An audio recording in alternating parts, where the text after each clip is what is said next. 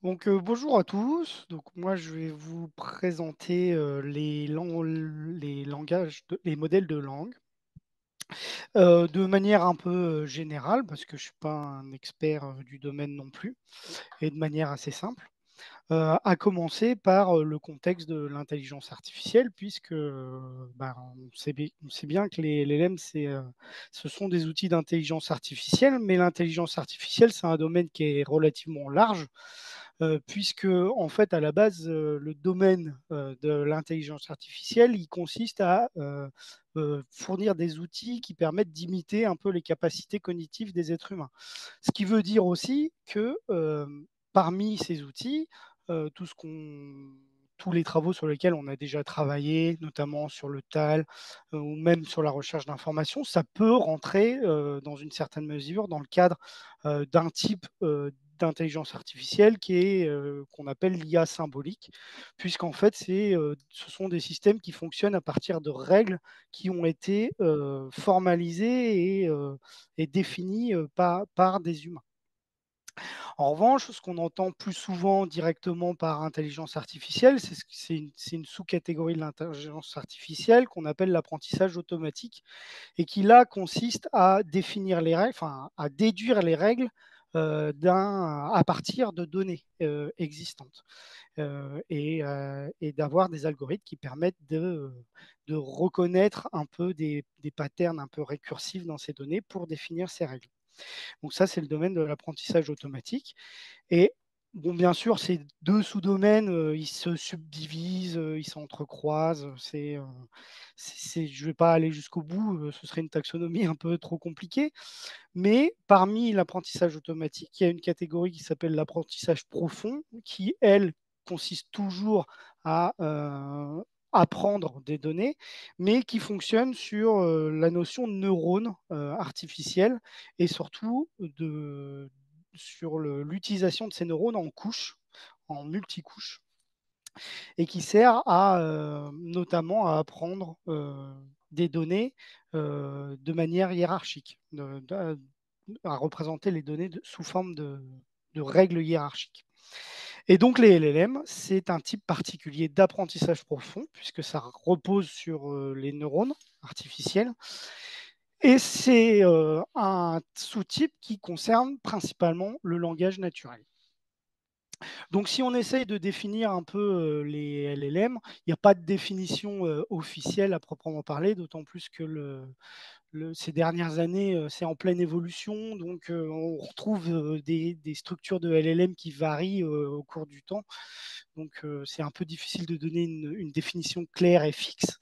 Mais on retrouve quand même certaines caractéristiques communes, notamment l'objectif des LLM à l'origine, c'est quand même de comprendre le langage humain, donc de savoir l'interpréter, le représenter et notamment de savoir générer du texte pour certains LLM. Hein. Il y a d'autres LLM qui ne sont pas forcément dédiés à la génération de texte, mais en tout cas, on a toujours cette notion de traitement automatique du langage naturel. Et puis, on retrouve aussi une architecture qui anciennement était basée beaucoup sur des réseaux de neurones convolutionnels ou des réseaux de neurones récurrents. C'est plus énormément le cas aujourd'hui pour les LLM, puisqu'on a une architecture qui est dominante aujourd'hui, qui est l'architecture des transformers. Mais ça reste, les CNN et les RNN sont toujours largement utilisés aujourd'hui, surtout les CNN.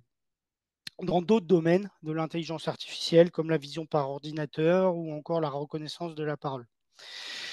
Et puis, il y a une dualité aussi avec les LLM qui se reconnaît, enfin qui les distingue un peu des autres algorithmes d'apprentissage, c'est leur capacité à pouvoir être d'abord pré-entraînés sur un corpus du coup de données textuelles non annotées, donc c'est un entraînement non supervisé, mais aussi cette capacité de pouvoir être fine-tuné derrière, c'est-à-dire subir un surentraînement pour les adapter ou les spécialiser dans certaines tâches. J'ai un slide derrière où j'aborde ça un peu plus finement, donc je ne vais pas à insister là-dessus pour l'instant. Et puis, de plus en plus, on retrouve cette notion de modal large language model, puisque en fait, les LLM dépassent le cadre du traitement automatique du langage naturel de plus en plus, puisqu'ils sont capables non seulement de traiter du texte, mais aussi des images, du son, etc. C'est une grande tendance en ce moment. Donc voilà. Sur cette dualité entre l'apprentissage, donc le pré-entraînement et le fine-tuning derrière, je voulais un petit peu insister sur les objectifs un peu différents de ces deux tâches. Donc le pré-entraînement, déjà, au niveau de l'apprentissage, c'est quelque chose qui est non supervisé. Alors non entre parenthèses, parce qu'en fait, ça n'existe pas réellement, l'apprentissage non supervisé. C'est jamais non supervisé, c'est auto-supervisé, mais c'est pas, c'est parce qu'en fait, il crée son propre corpus, il étiquette son propre corpus automatiquement et qu'il n'est pas étiqueté manuellement, mais ça reste un apprentissage auto-supervisé malgré tout derrière. Donc le pré-entraînement, il est fait à partir de n'importe quel contenu textuel, des pages web, des livres, des articles, etc.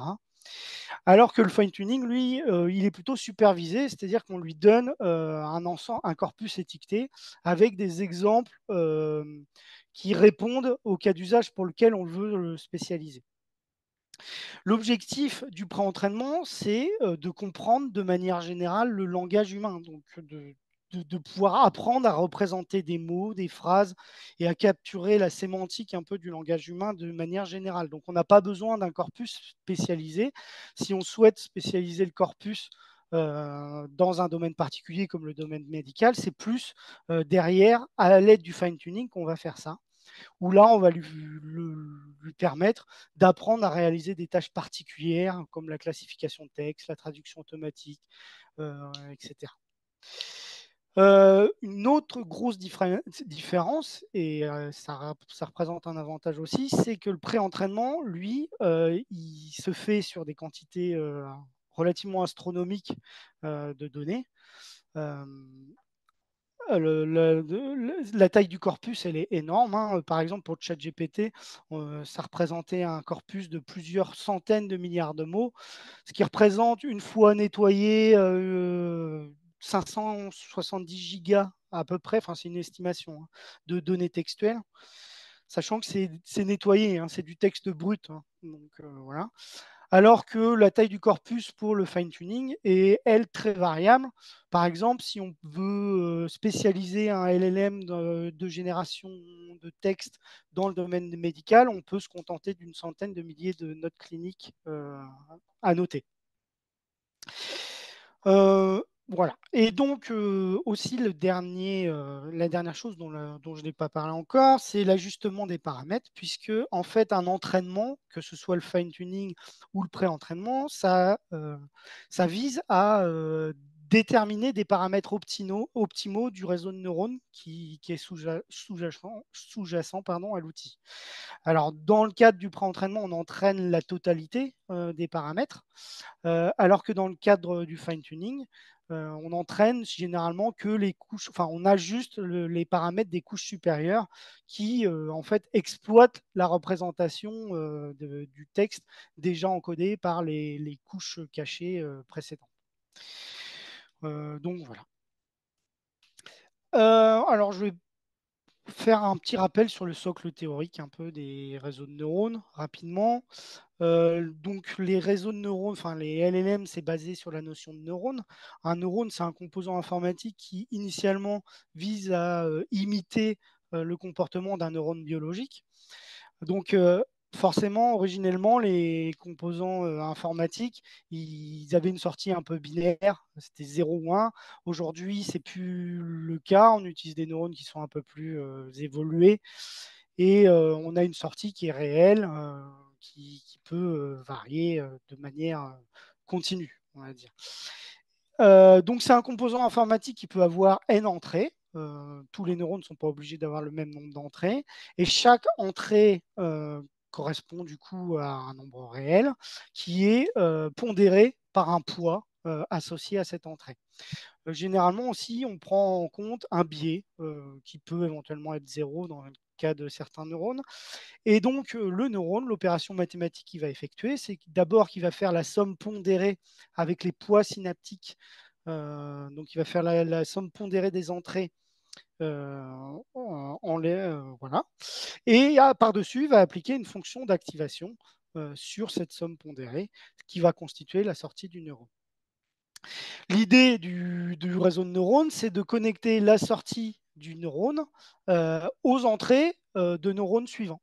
Donc, on a initialement un vecteur de réel qu'on va fournir à une première couche d'entrée. Puis, les sorties des neurones vont être connectées aux entrées d'autres neurones, ce qui fait qu'on se retrouve avec une structure en couches, comme ça, où on a une couche d'entrée, plusieurs couches cachées, et puis une couche de sortie. In fine, on se retrouve avec une structure qui nous permet de transformer un vecteur de réel en un autre vecteur de réel, qui n'est pas d'ailleurs nécessairement de même dimension, hein. Là, en l'occurrence, j'ai 3 neurones en entrée et 3 neurones en sortie, mais ce n'est pas nécessairement le cas. Et donc, mathématiquement, en fait, un réseau de neurones, c'est juste une structure qui permet de transformer un vecteur en un autre. Alors, dans les faits, aujourd'hui, les neurones d'une couche sont déterminés et designés de telle sorte à répondre à des problématiques particulières. On maîtrise un peu plus les choses. Les caractéristiques d'un réseau de neurones, d'abord, c'est les poids synaptiques. En fait, ces poids synaptiques, c'est ce qu'on appelle les paramètres, et c'est ce qui va constituer les paramètres du réseau de neurones derrière. Ces paramètres, initialement, ils sont initialisés avec des valeurs aléatoires, et c'est pendant la phase d'entraînement, le fameux pré-entraînement des réseaux, qu'on va essayer de déterminer les valeurs optimales de ces paramètres pour minimiser une fonction de perte qui va évaluer la différence entre ce que le modèle est capable de prédire dans une itération par rapport aux données d'entraînement qu'on lui a fournies. Donc effectivement, là, c'est les paramètres sur un neurone, mais ces paramètres, ils apparaissent à chaque connexion entre les différents neurones. Donc, in fine, on se retrouve avec des milliards de paramètres dans le réseau. La seconde chose qu'il faut bien comprendre, c'est que la fonction d'activation, ce n'est pas forcément la même pour tous les neurones. Généralement, cette fonction d'activation, elle détermine si un neurone est activé ou non. C'est l'équivalent du potentiel d'activation pour les neurones biologiques. Et elle peut être différente pour différents neurones. Malgré tout, généralement, dans une même couche, c'est la même fonction d'activation qu'on utilise pour tous les neurones, puisqu'en fait, une couche est généralement dédiée à une tâche particulière dans le processus global, ce qui fait que ces fonctions d'activation sont choisies pour répondre spécifiquement à certaines problématiques. L'une des caractéristiques principales des fonctions d'activation, c'est que c'est des fonctions qui se doivent d'être linéaires. D'une part, parce que le monde réel est non linéaire. Euh, Là, j'ai remis cette petite illustration qu'on retrouve régulièrement sur Internet qui, en fait explique les choses dans le cadre d'une classification. On a des données qu'on souhaite classifier en deux catégories. En fait, si on n'applique que des opérations linéaires, même de manière récursive, on se retrouve juste avec un changement d'échelle, si vous voulez, mais on n'arrivera pas à classifier les données puisque les critères de classification sont non linéaires dans le monde réel. Ça, c'est la première raison. C'est Et que ce la sera deux... linéaire à la fin. En Comment? fait, c'est que c'est comme si on n'avait aucune couche. Si on fait que des linéaires partout, à la fin, la sortie, c'est juste une combinaison linéaire de l'entrée, Oui, quels que soient les paramètres. C'est une autre façon de le dire. oui, Du coup, on resterait sur des trucs incroyablement basiques, qui sont juste une matrice de transformation, ça s'arrête à une matrice linéaire. voilà. C'est une autre façon de le dire. C'est bien, on continue. Et donc, le fait que ce soit linéaire, ce serait aussi problématique d'un point de vue technique, puisque, en fait, quand on cherche à minimiser la fonction de perte, en fait, on se repose sur des techniques qui, généralement, sont des techniques dérivées de la descente de gradient stochastique, qui, elle, a besoin d'évaluer la dérivée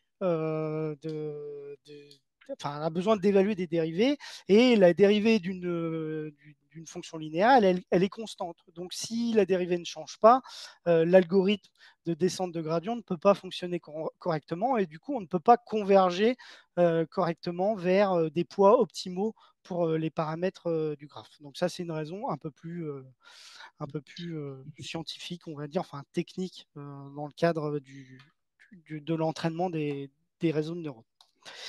Donc voilà. Les fonctions d'activation, alors il en existe énormément. Je ne suis pas un expert de toutes ces fonctions d'activation, donc j'en ai mis certaines qui sont relativement utilisées de manière récurrente dans le cadre des LLM. La plus connue, c'est la fonction ReLU, RLU, je ne sais pas comment ça se prononce. En fait, c'est la fonction maximum, hein, qui est nulle dès que.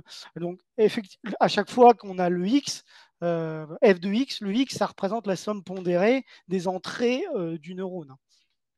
Donc, si cette somme pondérée donne une valeur négative, eh ben, la sortie du neurone sera 0. Dès que ça passe dans le positif, la sortie sera la valeur de cette somme pondérée. En fait, cette fonction, elle permet de faire un focus sur certaines caractéristiques des données et de normaliser toutes les valeurs qui sont inférieures à 0, et donc de se concentrer uniquement sur certaines caractéristiques. Il y a d'autres fonctions qui permettent aussi de normaliser un peu les sorties, comme la fonction tangente hyperbolique, qui, elle, permet de centrer un peu les valeurs sur 0, et puis d'avoir des valeurs symétriques, puisqu'elle évolue entre -1 et 1.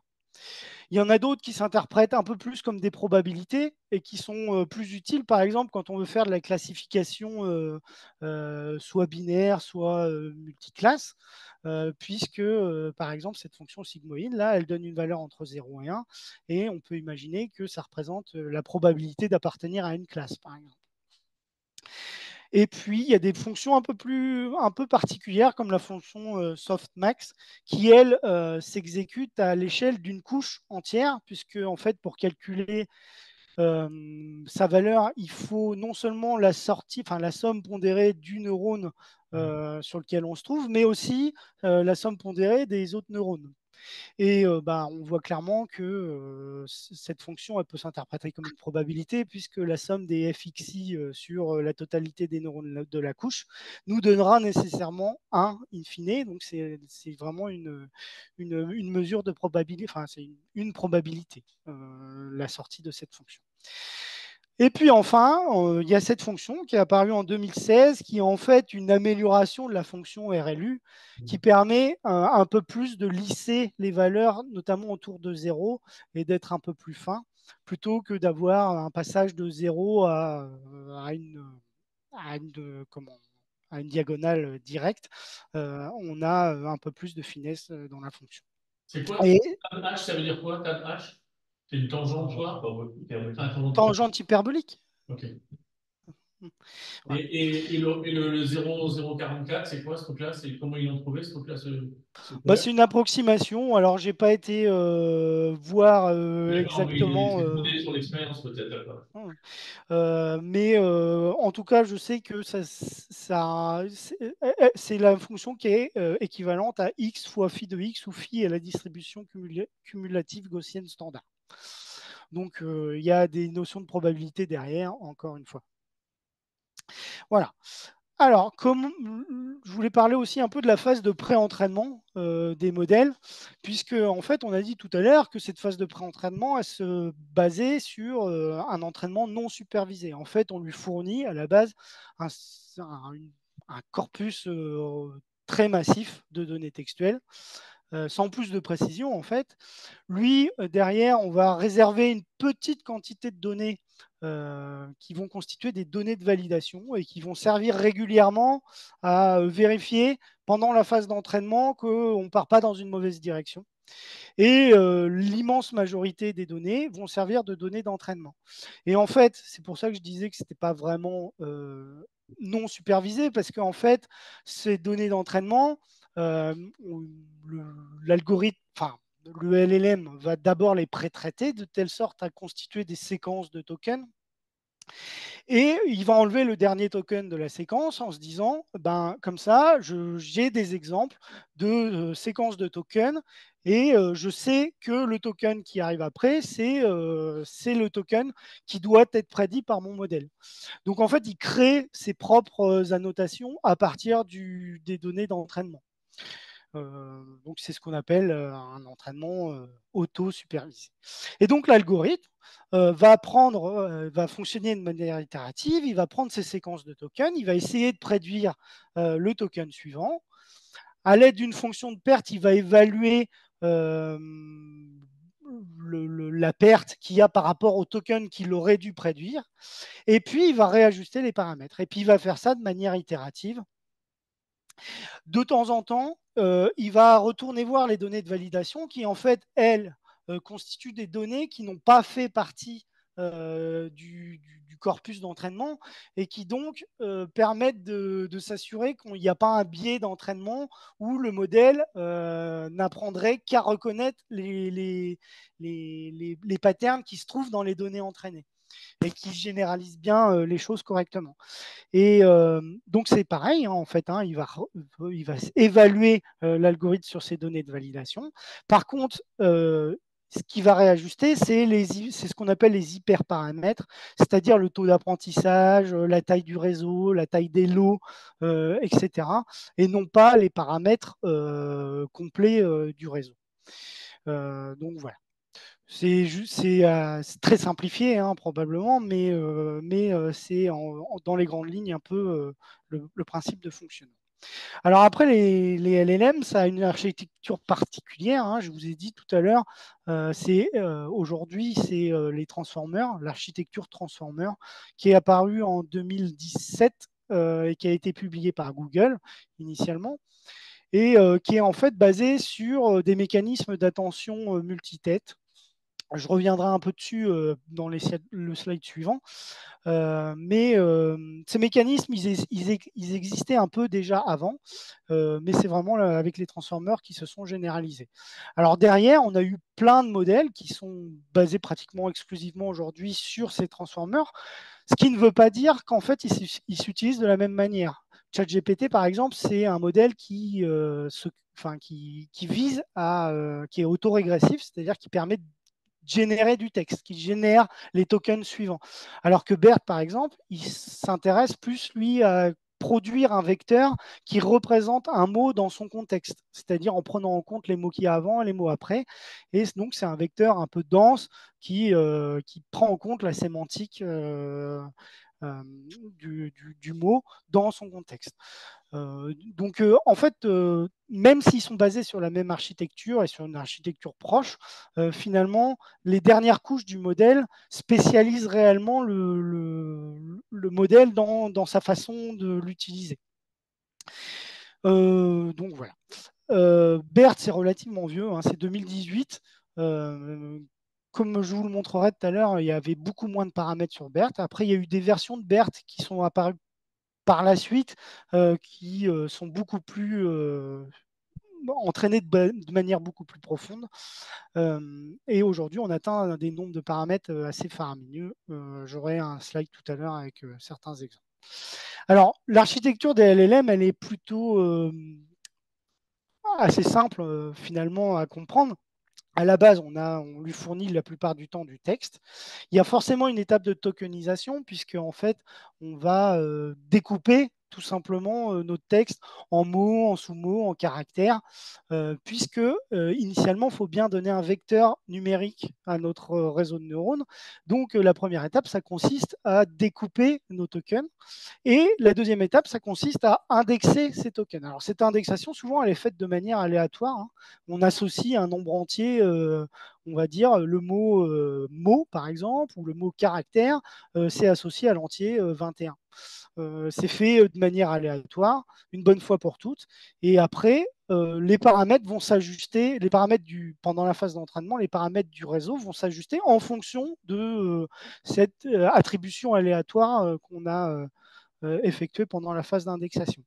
On a généralement une et une seule couche qu'on appelle embedding layer, qui permet en fait de représenter ce vecteur, donc cette séquence de tokens, de manière relativement dense en représentant chaque token dans son contexte. Donc, c'est-à-dire ce que fait BERT en fait. BERT, c'est un peu le principe de BERT de faire ça.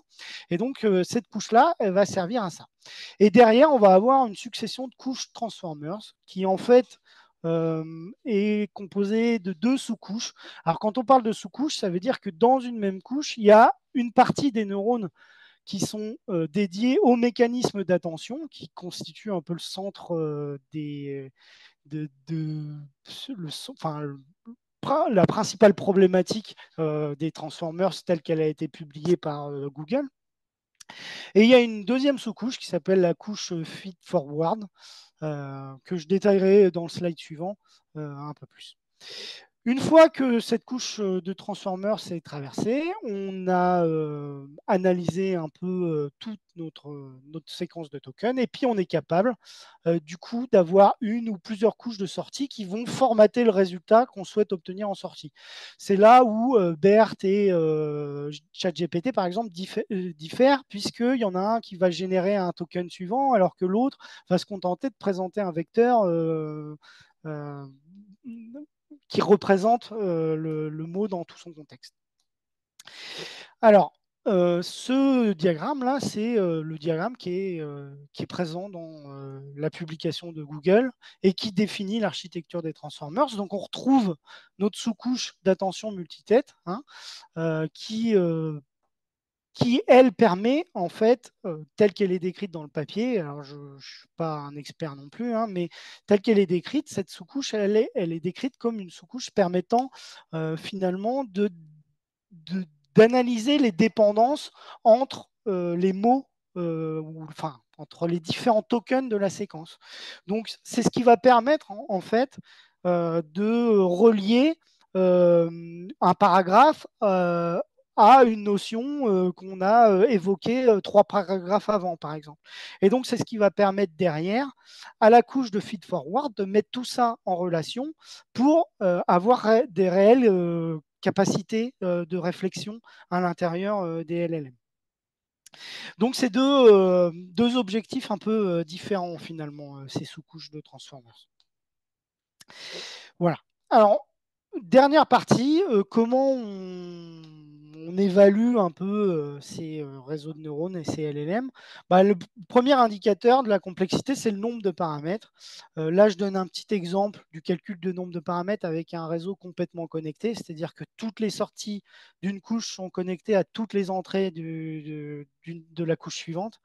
Donc, ça monte vite en nombre de paramètres. Donc ça, c'est une première métrique. Aujourd'hui, les derniers modèles dont on connaît le nombre de paramètres, on atteignait les 500 000, plus des 500 milliards de paramètres avec Palm de Google. Et probablement que ChatGPT, c'est probablement plus. Et Google Gemini, qui n'est pas encore sorti, mais qui va sortir normalement cette année, il y a des rumeurs qui parlent de 1000 milliards de paramètres. Sachant que de toute façon, a priori, ils ne dévoileront pas le nombre de paramètres de ces modèles-là de toute manière. Parmi ces modèles, il y en a certains qu'on peut utiliser, qui sont disponibles en différentes versions, puisque en fait, par exemple, nous au CHU, avec les hardware dont on dispose, on peut utiliser un modèle de 7 milliards de paramètres. Quand on l'utilise, le GPU, il est utilisé, la mémoire du GPU, elle est utilisée au moins à 70% de ses capacités. Donc, si ce n'est pas linéaire, peut-être qu'on arrivera à utiliser un modèle de 13 milliards de paramètres, mais on n'ira pas au-dessus de toute façon. Non, mais ça, c'est au CHU, on a des solutions. Oui, après, tout dépend des autres solutions. Et dans tous les cas, les premières investigations que j'ai pu faire, si on devait, par exemple, entraîner un modèle, que ce soit un modèle de 3 milliards de paramètres ou de 7 milliards de paramètres, c'est totalement impossible. En tout cas, la phase de pré-entraînement, on n'a pas du tout actuellement le hardware nécessaire pour faire ça. Et si on devait le faire avec le fine-tuning, de ce que j'ai pu voir, par exemple, si on devait entraîner un modèle de 3 milliards de paramètres enfin, fine-tuner un modèle de 3 milliards de paramètres, il faudrait au moins un GPU avec 32 Go de RAM. Et avec un GPU de 32 Go de RAM, enfin de VRAM, ça prendrait plusieurs semaines pour le fine-tuner sur à peu près 3 milliards de paramètres. Alors bien sûr, tout dépend de la tâche pour laquelle on le on le spécialise. Ok. Donc voilà, c'est des ordres d'idées. Après, ça demande à être creusé davantage. Et parmi tous ces modèles, il y en a certains qui sont entraînés sur des données françaises. Donc le plus gros, c'est Bloom, qui est sorti en 2022, qui est en fait un projet collaboratif mené par Hugging Face, auquel plein de pays et plein d'universités ont participé. Donc c'est un gros modèle de 176 000 milliards de paramètres, donc équivalent à ChatGPT 3 en fait. Hein. Sauf que lui, il a été entraîné vraiment sur des vraies données françaises. Voilà. Et d'autres langues, hein, mais c'est voilà. Et puis, on a aussi des versions un peu plus petites, comme Vigogne, qu'on a pu utiliser en 7 milliards de paramètres, ou Dr Bert aussi, qui est Mistral aussi, qui est purement français, qui sont des modèles qui sont entraînés sur des données françaises initialement, et qui ne se reposent pas sur de la traduction. Voilà. Il existe aussi des benchmarks. Il en existe beaucoup, beaucoup. Dans ces benchmarks, il y a différents, si vous voulez, corpus de tests. Là, j'ai mis uniquement ceux qui concernent vraiment le langage naturel, mais on retrouve aussi des benchmarks pour évaluer la capacité à générer du code, la capacité à effectuer des raisonnements mathématiques, des choses comme ça. Donc voilà. Le plus connu, c'est MMLU, donc lui qui est un gros benchmark, hein, et la plupart des LLM connus sont mesurés avec ces benchmarks-là. Bon, je n'ai pas regardé plus en détail que ça, mais il faut savoir qu'ils existent. Et puis, pour finir, je parle un peu d'Inextenso. C'est un projet dans lequel on est inclus. Nous, notre équipe est incluse dans ce projet-là. La problématique centrale du projet, c'est de prendre en compte les problèmes éthiques liés au LLM, notamment les problèmes d'impact environnementaux, puisque pour entraîner ces modèles-là, on a besoin d'hardware, on a besoin de matériel tellement gourmand en termes d'énergie que ça pose des problèmes environnementaux. Et puis aussi d'évaluer les biais de stéréotypes, puisqu'en fait, il a été prouvé que tous ces LLM, ils amplifient les problèmes de racisme, les problèmes de biais genrés, etc. Non seulement il les copie, mais en plus, il les amplifie. L'objectif du projet, c'est d'apporter une meilleure compréhension des sources et des mécanismes qui sont en jeu dans la création de ces stéréotypes, enfin, de ces biais, et aussi de leur interconnexion, parce qu'en fait, il y a pas mal d'études qui ont été menées, mais c'est vrai qu'elles ont été menées de manière un peu séparée, et du coup, on ne les lie pas très bien entre elles. Et pour ça, ils souhaitent aborder la problématique de manière générale, c'est-à-dire de regarder à la fois de manière intrinsèque ce qui se passe dans le modèle et d'où proviennent ces biais, mais aussi euh, euh, de manière extrinsèque, c'est-à-dire en regardant le corpus qui sont utilisés, l'impact de ce corpus et aussi l'impact des applications et des utilisations des LLM en aval qui peuvent générer aussi des biais. Et donc voilà. Et l'objectif technique, enfin pragmatique en tout cas, c'est de proposer un corpus et des méthodes pour détecter, analyser et atténuer ces biais dans les modèles de langue française. Alors, dans ce projet, le scope de la recherche est réduit et se concentre principalement sur les diagnostics des maladies mentales et sur l'extraction d'informations à partir de dossiers cliniques, notamment avec des cas d'usage comme l'inclusion de patients dans les essais cliniques. Et nous, on est inclus dans le Work Package 3 qui vise à évaluer les méthodes, d'une part, qui seront développées dans le projet, et surtout à fournir des données cliniques réelles pour effectuer ces évaluations. Donc, on a deux types de données à fournir. Déjà, un premier corpus de 200 documents annotés manuellement, relatif au cancer du sein et présentant des biais de genre potentiels, aussi sur les maladies inflammatoires chroniques de l'intestin. Et on est censé aussi également fournir des données relatives au diagnostic de maladies mentales. Je n'ai pas encore bien compris quel type de données il souhaite obtenir. Ça ne sera pas nous, ça. Oui, voilà.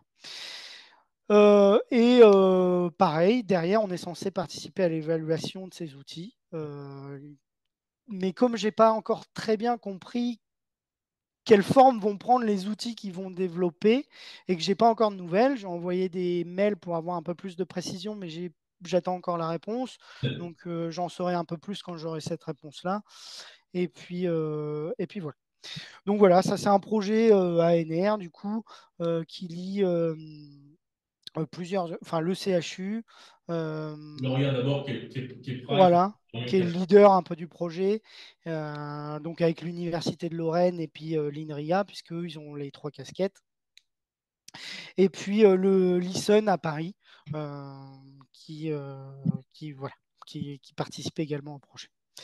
Et puis, il y a aussi le projet partage. Mais alors, le projet partage, je pense qu'il est très intéressant pour nous. J'espère que ça va aboutir parce que dans le cadre de ce projet, on aura sans doute l'occasion d'incorporer les données qu'on possède, nous, dans notre système d'information dans le cadre de fine-tuning. Et ça peut présenter quand même un gros intérêt pour nous, je pense, de bénéficier de ce projet-là.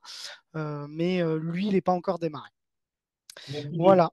Merci beaucoup, parce qu'il y a d'autres gens qui doivent parler. Merci beaucoup. Ouais. C'est très intéressant. Ouais, merci beaucoup, Romain. Est-ce qu'il y a des. Peut-être on a. J'ai juste fait un tout petit commentaire sur partage parce que on ne sait pas si on va gagner ce projet. Ce qu'il faut savoir, c'est qu'on a déjà été voir le client qui où on aura accès à des machines avec des machines GPU bien plus puissantes que celles qu'on a achetées à l'hôpital. Et donc, on en reparlera si on a le projet partage et on vous fera intervenir, on en parlera avec vous, puisque visiblement vous êtes intéressés. Je parle d'Edouard de la pâte feuilletée et Franklin, c'est ça? Franklin qui va donc annoter, qui va travailler sur une extension et vient de signer avec son sang. Merci, mon fils. Ah, bah, je savais pas, mince. Bah, mais c'est comme ça la vie. Tu croyais que la vie était douce, là? Ouais, j'ai pas eu de douleur en tout cas sur le sens. Mais tu vas voir, ça va vite. Alors, en attendant que Franklin partage, est-ce qu'il y a des questions sur ce qu'a présenté Romain? Moi, je trouve que c'était très clair. J'ai appris des choses, même si je l'ai vu à droite à gauche, mais je m'étais pas trop intéressé au sujet. Donc, merci. Moi, je trouvais que c'était très clair. C'est vachement bien. Si vous avez des questions, aussi. Moi, peut-être une question, je ne sais pas si quelqu'un a la réponse, mais c'est autour justement de la gestion du multilinguisme ou même de l'interlinguisme, la façon dont sont gérées les correspondances entre les langues. Est-ce que Romain, tu as une idée de savoir, est-ce que c'est parce qu'on leur donne des corpus qui sont équivalents en termes sémantiques, donc des corpus complètement traduits, qui savent faire ça, ou est-ce que finalement ils peuvent le découvrir par eux-mêmes, par d'autres mécanismes? Est-ce que tu as eu des infos là-dessus? En fait, il y a des. Je sais, alors je n'ai pas une connaissance très aiguë de ça, mais j'ai lu des choses là-dessus. Je sais qu'il y a des modèles comme Vigon, par exemple, qui proposent des outils génériques qui peuvent être appliqués, en fait, qui permettent de représenter et d'analyser du texte de manière totalement générique et qui peuvent être appliqués à n'importe quel type de langue derrière, puisqu'en fait, ils ne sont pas language spécifiques, si vous voulez. Et après, il y a aussi beaucoup de modèles qui sont entraînés sur l'anglais. Oui, et qui derrière sont fine-tunés avec des données françaises et visiblement ça donne des résultats qui sont quasi, de ce que j'avais lu, on obtient 85-90% des capacités de bonnes réponses par rapport à la langue d'origine. Okay. Mais bon, c'est des trucs que j'ai lus à droite à gauche. Hein. C'est pas une règle absolue, c'est pas issu de travaux de recherche précis, etc. Après, il y en a d'autres qui fonctionnent uniquement avec de la traduction, c'est-à-dire qu'on a le LLM directement en anglais et il y a une surcouche qui vient traduire et les requêtes et les réponses. D'accord. Ok, merci. vous laisse la parole à. Alors, vous avez peut-être un truc à dedans, chacun. Tu veux quoi à la fin, c'est tout On commence alors. Donc, Vas-y, Franklin. Alors, Franklin, pour ceux qui n'auraient pas suivi, donc il est chef de clinique en néonat, et en fait, je trouve que Franklin, c'est un peu le geek de néonat. C'est comme ça qu'il faut définir. Ah oui, Ça me permet de remettre.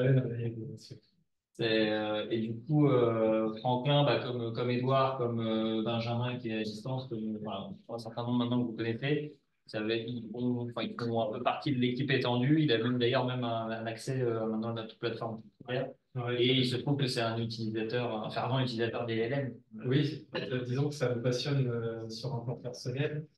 Après, bien sûr que quand on parle de LLM, on pense aussi à tous les biais, les difficultés, les imprécisions, les hallucinations qui sont liées à à ce genre de technologie, y compris les problématiques de données, de données sensibles. Donc, le but de mon topo, c'est pas de reparler de tout ça, c'est vraiment juste de faire une petite vision d'enthousiaste de qu'est-ce qu'on pourrait éventuellement espérer avoir en vous montrant des choses qui existent en fait déjà, qui sont déjà proposées, que ce soit via des publications ou via des sites commerciaux qui proposent des solutions basées sur des LLM. Donc, allons-y. Petite exploration sympathique, déjà sur un leader un peu dans le domaine qui s'appelle Nabla. Alors, ceux qui sont ici ne voient pas tout à fait le truc. Donc, Nabla Copilot, qui est une sorte de compagnie privée et qui fournit tout un écosystème d'intelligence un peu artificielle, notamment pour un assistant, comme une petite aide secrétaire administrative qui va entendre tout ce que vous dites avec le patient, qui va les mettre dans son système et qui après va faire le translation speech to text et après va faire la summarization avec, selon différents guidelines, différents modèles qu'on peut éventuellement choisir. Donc, en fait, théoriquement, on a juste à parler avec le patient, profiter de cet échange, on ne s'occupe pas de l'administratif, et magiquement, après, cet assistant personnel nous sort notre compte rendu de consultation, ce qui fait rêver tous les cliniciens, évidemment, de la Terre entière, si ça marchait parfaitement bien. Ils disent quand même que, en moyenne, leur outil, pour ceux qui sont capables et qui veulent bien payer, ça représente quand même 2 heures à peu près d'administratif économisé par jour. C'est un peu leur catchphrase. Ça fait rêver. Mais pourquoi s'arrêter à un seul assistant personnel Pourquoi ne pas avoir plein d'assistants personnels? Après tout, une petite horde d'esclaves numériques qu'on peut envoyer balader et faire à peu près tout ce qu'on veut, qu'on peut spécialiser aussi pour tel ou tel domaine. Ça, c'est tout à fait possible. C'est tout à fait possible. Alors, notamment via LangChain, mais il y a d'autres plateformes, enfin, pas des plateformes, mais des workflows que LangChain. Il y a LamaIndex, par exemple. Il y en a aussi encore un troisième que j'ai oublié. Le principe reste à peu près le même. Nous, on est là. On peut déléguer la tâche de supervision à un LLM. Le LLM s'auto-organise après en créant d'autres agents. Les agents peuvent avoir accès à des outils qu'on va encoder plus ou moins bien dans tout notre pipeline. Toujours est-il qu'au centre, il va y avoir une interprétation de langage. Alors, ça peut être un LLM local, mais ce n'est pas conseillé parce que les capacités de raisonnement et de compréhension d'un LLM local, pour le moment, sur propriétaire data et ordinateur, c'est un petit peu limité, même si Mistral travaille beaucoup pour qu'on ait accès à ce genre de performance. Mais si on utilise par exemple OpenAI et si on veut aller payer parce qu'on a comme thune GPT-4 et qu'on n'a pas peur d'avoir nos données un peu volées par OpenAI, et ben on se retrouve quand même avec un système qui est très performant pour comprendre des tâches qui sont même parfois décrites de manière un peu floue par l'utilisateur, comme par exemple crée-moi un site où on peut jouer à attrape le lapin et il faut 3 crottes pour gagner. C'est tout con, mais il peut réussir à générer un code HTML ou JavaScript associé pour créer ce site-là et l'héberger. Donc c'est assez bluffant. Alors évidemment, chaque itération entre 2 agents crée du coup du langage qui doit être interprété. Donc il y a une compréhension et une génération de langage. Donc ça coûte très cher plus on a d'agents et plus ça chiffre en termes de coût. Mais ça fonctionne finalement assez bien. Alors parfois, ça tourne un peu en rond, bien sûr, mais on peut se retrouver quand même avec des capacités qui sont du coup augmentées du fait de cette multitude d'agents. Parce qu'en fait, entre eux, ils s'autocritiquent. Donc, ils s'auto-améliorent, ils contournent un problème, ils trouvent des solutions, ils peuvent aller sur Internet. Hein, il y a plein de petits drivers, petits trucs qui permettent à un agent d'aller sur Internet, de scraper le résultat, de récupérer l'information, de l'intégrer, de la comprendre, de l'interpréter, de créer le code Python et d'avoir le résultat. Donc tout ça, c'est possible en fait sur le papier. C'est juste que actuellement, si on veut un truc qui fonctionne bien, c'est par GPT-4 en gros que ça fonctionne vraiment et ça coûte beaucoup trop cher et en plus les données, bah, elles filent vers Open. Et pour avoir joué un petit peu, c'est sympa. Un petit exemple aussi qui est tiré de cette web série Multi-Agent Workflow de Landgraph.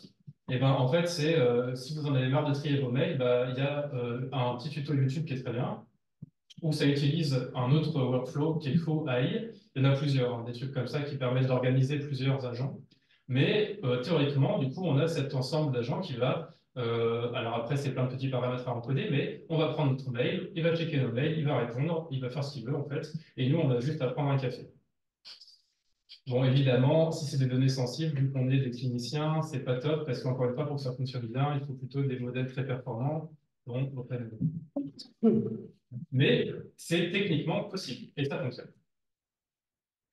Ensuite, le problème qu'on a, nous, et moi je suis persuadé qu'on est déjà dans cette situation, c'est qu'en tant que praticien, en tant que clinicien, on a un cerveau humain. Ce cerveau humain, entre guillemets, a une bande passante pour encoder et apprendre l'information qui est très mauvaise par rapport à d'autres technologies. Et donc, pour être up-to-date, eh ben, on ne peut pas. Il faut se connecter à UpToDate. Très bien. Enfin, voilà, belle transition. Il faut se connecter à UpToDate. D'ailleurs, je vous le conseille fortement. C'est un très bel outil pour ceux qui aiment Mais tu sais qu'on l'a gratuitement grâce à nous. Tu es au courant de ça là? Je sais qu'on l'a gratuitement, mais j'ai pas encore réussi à y avoir accès. Mais ça a vu ta tête, c'est normal. Intranet, il n'y a pas de lien sur Intranet. Il faut aller sur Internet. Bon. Non, mais il faudrait que quelqu'un de chez nous. Update.com sur un poste du Sud-Europe. Ben, j'ai essayé, mais il a dit qu'il connaissait pas. Bon, enfin, on va s'organiser. Bon, tu iras voir Gaëtan après. Passons. Je me ferai violenter après. Continuons. Donc, en gros, tout ça pour dire qu'il y a un problème d'information et la tâche de clinicien, en grande partie, c'est de la gestion, du traitement, du management d'informations, finalement. On peut essayer de réduire ça au maximum, tout à fait exact. Il y a aussi tout le lien patient-malade qui est très, très important, mais à son cœur, dans la décision, c'est quand même du management d'information. Et nous, on est mauvais à encoder de la nouvelle information, on est mauvais à apprendre de l'information. Mais les nouveaux modèles comme GPT-4, par exemple, eh ben, ont des capacités d'encodage d'informations qui sont très bonnes, finalement.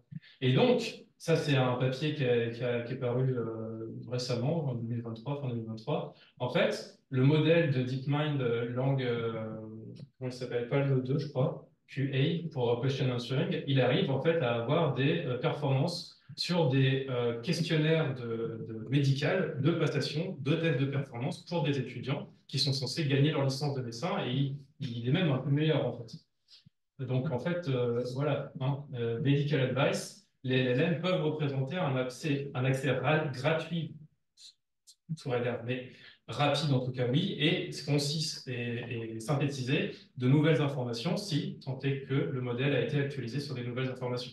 Parce que ça prend du temps aussi à ajouter des infos sur ce genre de modèle. Une petite article qui a été publié dans le New England Journal of Medicine AI, et ben, c'est qu'ils ont utilisé GPT-4 pour s'amuser à faire et ben, de la psychiatrie et ils se sont rendus compte qu'en fait ils étaient meilleurs et ils étaient aussi plus. Alors je ne sais pas si c'est lui, si c'est de la psychiatrie, peut-être pas. Il y en a aussi un où ils ont fait, je vous montrerai après. Celui-là, il a juste fait des questions de médicales, quoi. Je vais montrer ça. Attendez, je vais googler pour qu'on puisse voir. Voilà. Et vous voyez ici la petite ligne, c'est quand on répond au hasard. Vous avez ici, c'est la courbe de Gauss qui en fait reprend les données simulées, hein, c'est une population simulée, mais de lecteurs du journal qui sont censés répondre à des questions. Donc, le New England Journal of Medicine, on est censé savoir des choses quand on dit ça. Et ben, on a une petite courbe de Gauss, hein, mais qui est bon, plus ou moins bonne. Et on a GPT-4 ici, qui est dans le top 2% hein, des meilleurs lecteurs ou des lecteurs plus intelligents, on va dire, de New England Journal of Medicine. Ça fait peur. Aussi, et ça c'est PalmMed 2, mais version psychiatrie, et ça a été publié dans Nature en janvier 2024, Et ben en fait, on s'est rendu compte que cet outil-là était meilleur en termes de manière. Il est même meilleur en termes de biais. Je ne sais pas si vous voyez, mais là, les better reasoning, better knowledge recall, better reading comprehension, en jaune, là, c'est le modèle. Quand c'est gris, c'est que l'être humain et le modèle sont à égalité. Et quand c'est bleu, c'est quand c'est l'humain qui a gagné. Donc en pourcentage, le modèle est meilleur pour comprendre le texte qu'on lui a fourni, pour comprendre le patient. Il est meilleur pour se rappeler que le patient il avait dit ça. Il a une meilleure capacité de raisonnement. Alors, ça vaut ce que ça vaut, hein, mais il faut lire le papier pour vraiment comprendre leur métrique. Et moi, je l'ai lu en biais. Il a des capacités aussi de consensus, de refléter le consensus des sociétés savantes, qui est aussi plus important que nous, pauvres humains, qui avons nos biais et qui parfois décidons que ça, c'est mieux parce que j'ai décidé, parce que mon expérience personnelle fait que je pense que ça, c'est la meilleure solution. Ce qui n'est pas forcément le consensus. Dans les risques liés à ce genre de modèle, il oublie moins d'informations que nous. Hein. Il oublie moins de transmettre des informations que nous. Il a moins de biais que nous. Donc ça va un petit peu à l'encontre de ce qu'avait dit Romain juste avant. Mais dans le contexte de ce test-là, il est moins biaisé, le modèle, que les êtres humains peuvent l'être. Et ça, en fait, finalement, c'est assez logique quand on se rappelle que l'être humain, même s'il a une bonne capacité d'abstraction et de raisonnement, il a quand même avant tout un cerveau émotionnel absolument lamentable. On est tous des chimpanzés qui ont une capacité de gestion de nos émotions assez limitée. On est très biaisé. Surtout lui. Surtout lui, je ne sais pas. Non, mais je te le dis, j'annonce. Pas très bien. Désolé, Julien. Je le sais, parce que... Ah ouais, ça va très bien, mais je préfère être moins bon que la machine. Donc, en fait, on se retrouve avec un système biologique, nous, qui sommes biaisés par notre vécu personnel, notre expérience. Ça peut être un biais, même si ça peut aussi être un atout. Et plein d'autres paramètres. Hein. S'il y a les infirmières qui nous ont fait chier pendant 2 heures sur tel type de problème et qu'après, il y a un patient qui vient pour le même problème, mais lui, par exemple, c'était grave, et ben, on va avoir tendance à dire « Oh, tu m'embêtes, on verra ça plus tard », alors qu'en fait, il fallait réagir tout de suite. Donc, on est aussi dépendant d'un contexte récent. Hein, et si on est traumatisé par une situation avec un patient, on va faire des bilans parce qu'on ne va pas vouloir que ça se répète. Donc, on est biaisé. Donc, finalement, ce n'est pas si anormal de se rendre compte que le modèle semble un peu moins biaisé dans ses réponses que l'être humain. Et ce qui est encore plus paradoxal, c'est que le risque de faire du mal aux patients est beaucoup plus important chez les êtres humains que chez le modèle. Et ça, en fait, c'est bizarre. Mais encore une fois, rappelons-nous qu'on est des cerveaux émotionnels un peu bidons et qu'on a vraiment des capacités de nuisance qui sont incroyables. Plus on est à des postes de responsabilité et plus notre capacité de nuisance est impressionnante. Donc là, Julien pointe du doigt. Non, c'est moi. Il a bien raison. La capacité de nuisance. Demandez au blond, le pauvre. S'il y a une caméra, bon, bref. Et quand on regarde sur des questions answers la précision et la justesse des réponses, on se rend compte que, et ça c'est en 3 ans seulement, hein, on parle de 35% de précision de bonnes réponses, on monte jusqu'à presque 86% sur le benchmark qui a été utilisé. C'est assez impressionnant pour MedPalm 2. Et MedPalm 2, donc c'est un LLM, c'est le LLM propriétaire Google, il est actuellement en étude dans plusieurs grands hôpitaux aux États-Unis. Hein. Alors, il n'est pas encore dans la FDA approved, etc., il me semble pas, mais il a vraiment des trucs qui sont en cours. Donc, c'est vraiment quelque chose qui est en train d'être développé au lit du patient potentiellement. Bon, ça, c'était pour nous rappeler qu'on est des teubés. Ensuite, on est aussi des feignants. Et donc, les LLM peuvent nous aider sur les tâches administratives. Et Dieu sait qu'à l'hôpital, les tâches administratives, il y en a beaucoup, beaucoup trop, et on ne fait que nous en rajouter. Donc, est-ce que pour une fois, on ne pourrait pas être aidé? Et bien voilà, peut-être que, donc ça c'est une compagnie privée, hein, Jon Snow Labs, qui propose différents outils qui valent plus ou moins ce qu'ils valent. Je ne sais pas, je ne l'ai pas utilisé, et je n'ai pas de lien d'intérêt avec cette compagnie. C'est juste que quand on tape sur Google, LLM administrative, paf, on tombe sur eux. Et en fait, ils proposent des outils qui se permettent de faire des summaries, donc des synthèses rapides de notes cliniques donc non structurées.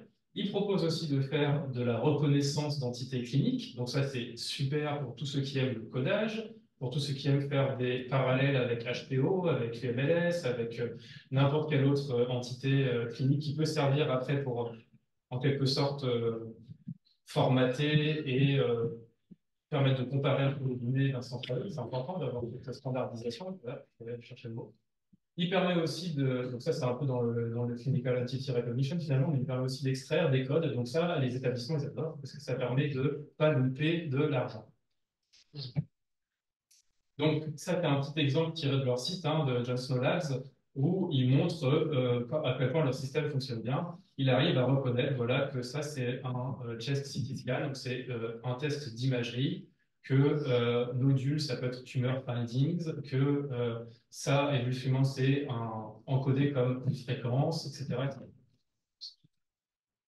Et donc, ils se vantent d'avoir 450 et plus entités médicales qui peuvent mapper de manière... 450.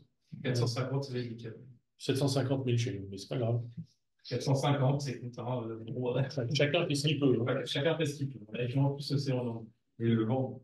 Ah ben nous, on est des chemins, on n'a pas le rapport. Nous, on nous a dit ferme ta gueule, donc on dit plus rien. Donc ça, c'était l'administratif. Clairement, il y a un potentiel très intéressant. Et je laisserai peut-être Edouard vous parler après. Mais moi, j'attends juste de recevoir un PC en gros plus puissant pour faire tourner en local des LLM type Mistral 7B pour me faire mon administratif. Hein.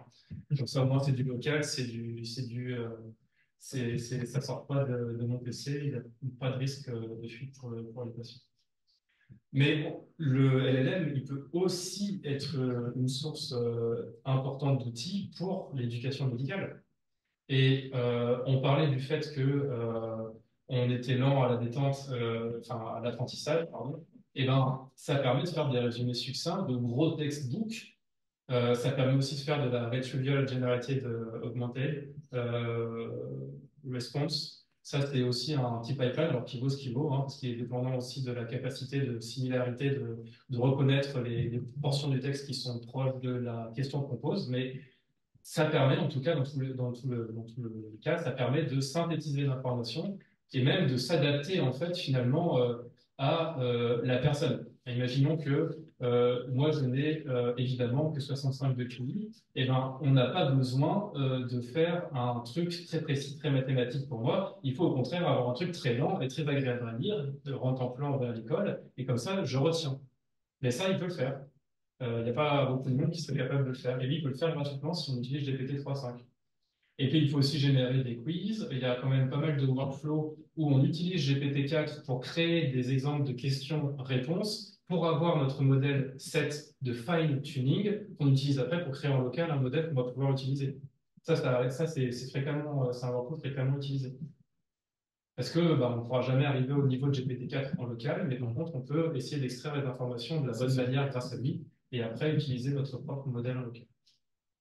On peut aussi simuler plein de patients, et puis même des médecins, hein, puisqu'on a vu que des médecins, des GPT-4 médecins seraient plus empathiques, moins pronobiés et se tromperaient moins que les êtres humains. Alors, c'est évidemment pas vrai tout le temps, mais c'est possible en tout cas. Donc, on peut aussi être un patient qui est devant un médecin simulé. Bref, dans tous les cas, on peut imaginer tous les scénarios possibles. Et donc, ça nous permet de faire des situations réelles, ou réelles-like en tout cas, qui sont réalistes, qui permettent de confronter les étudiants à un truc un peu réaliste, quoi, pour qu'ils utilisent un petit peu ce qu'ils ont appris, qu'ils soient de savoir à savoir-être, voire à savoir. Et ça, on n'a pas besoin du coup d'avoir les 101 CCA pour encadrer toutes ces séances. Par exemple, la GPT pourrait le faire. Mais, encore une fois, je reviens sur cette idée que nous, on est un peu des teubés et qu'on a du mal à apprendre des nouvelles choses. Et ben, du coup, les LLM peuvent aussi aider en créant de manière hebdomadaire, même si on était, imaginons, on était abonné à 100 feeds de journaux sélectionnés qui sont intéressants dans notre domaine, et ben, typiquement, on peut imaginer un workflow où ces feeds sont automatiquement transférés, synthétisés, et chaque semaine, on a notre petite récap, des informations clés à ne surtout pas louper pour notre pratique, et donc c'est un up-to-date, les versions testostérone, quoi, finalement. Parce que l'up-to-date tel qu'il existe actuellement, c'est quand même des gens qui sont payés et qui sont voilà, mais ça reste des gens qui le font. Donc, ça dépend. Voilà, la qualité dépend aussi des gens qui créent les trucs sur Autobot. Et puis, on peut aussi présenter les informations de manière très précise. Juste, il y avait 1 giga de texte sur l'année 2022, mais finalement, tu as le droit de savoir que 3 choses qui vont vraiment être utiles. La CPAP en salle de naissance, bah, c'est plus 5. La PEP, par exemple, c'est plus 6. Voilà, c'est les nouvelles bravo. Et puis, la FiO2, on pense que c'est mieux de la débuter à 30%. Voilà, et 1 an de recherche médicale du terrain pour finalement te dire que toi, dans ta pratique quotidienne, eh ben, c'est ça qui va changer. Et potentiellement, du coup, la LLM peut te donner ça. Je dis potentiellement parce que c'est pas encore vraiment au point. Et puis, d'un point de vue un peu plus philanthropique, quelque part, ça permet aussi de rendre accessible à une large partie de la population qui n'a actuellement pas accès à une formation médicale de qualité, bah, d'avoir accès justement à une formation médicale de qualité. Parce que grâce à l'architecture de Transformer, on peut faire des traductions en différents langages. On peut donc passer des textbooks qui n'ont jamais été traduits en langue, je ne sais pas trop quelle langue. Swahili, c'est la bonne réponse. Hein? Swahili, la bonne réponse. Swahili, d'accord. Swahili. Eh ben, c'est potentiellement possible. Il faudra juste d'abord créer le LLM qui permet de traduire. Mais une fois que c'est fait, tout est potentiellement ouvert. Et en fait, tout ce qu'on a dit avant, du coup, est valable aussi. Donc, il faut imaginer vraiment des pauvres pays qui ont très peu de moyens. Il suffit juste d'avoir Internet. Et après, on se retrouve, grâce à Starlink, en plein milieu du Sahara avec un virtual docteur qui peut nous aider et nous faire apprendre des choses. Donc finalement, avec un peu d'imagination, on arrive à connecter les LLM à un peu tout. Et en fait, j'ai envie de dire, on arrive à connecter l'architecture Transformer, parce que finalement c'est ça, on arrive à connecter l'architecture Transformer à un peu tout. Et ça peut être même, par exemple, je ne sais pas si vous connaissez Zapier, ils font leur business sur le fait qu'on arrive à automatiser des workflows. Et donc, ils ont en fait toute une plateforme où c'est plus facile de réussir à faire ces automatisations, par exemple des réponses à des emails automatiques, etc., etc. Sauf que bon, ça vaut ce que ça vaut, c'est du pré-programmé, etc. Sauf que récemment, ils ont connecté du coup OpenAI avec leur plateforme. Ce qui veut dire que techniquement, ta boîte mail Gmail, enfin toutes les applications, il y en a plus de 5000, je crois, ou 3500 dans Zapier, ont un accès via OpenAI. Donc, on peut théoriquement, d'une manière facile, connecter notre boîte mail à GPT-3, 5, c'est un peu vieux, ou à même à Dali. Si quelqu'un t'envoie un post sur ton WhatsApp qui dit regarde cette image, c'est rigolo, et ben, automatiquement, Zapier va envoyer une image créée par Dali qui dit va te faire voir, par exemple, parce que c'est pas drôle, et hop, il va générer une image customisée qui sera jamais été vue auparavant, et voilà. Bon, je me suis arrêté là, mais on pourrait continuer, hein. Je rappelle quand même, et ça c'est vraiment important, que les fuites de données sensibles représentent un gros souci avec tous ces workflows, hein. Parce que finalement, pour avoir des performances, on a souvent besoin d'OpenAI ou équivalent, comme Claude de par exemple, si on parle d'équivalent. L'autre chose aussi que je voulais dire, mais j'ai oublié. J'ai oublié.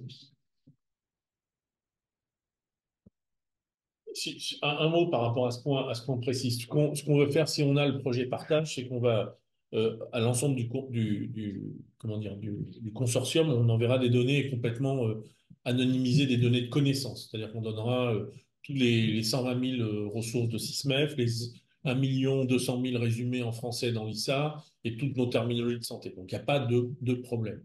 Ensuite, par rapport à cette inquiétude qui est licite, c'est si on veut faire du fine-tuning en local, enfin en local, je ne vais pas entrer dans les détails, mais donc on est en train de travailler avec le client, c'est la plaque régionale d'Orientaire, où il y aura donc une ligne sécurisée et on aura des machines sur place, d'accord? Donc en gros, ce qu'on a ici sera complètement connecté, on sera complètement connecté de façon sécurisée. Et donc en gros, on pourra fine-tuner donc y compris ce que disait Romain sur comment dire, la petitesse de notre machine qu'on a achetée, on pourra faire ça dans un contexte relativement sécurisé.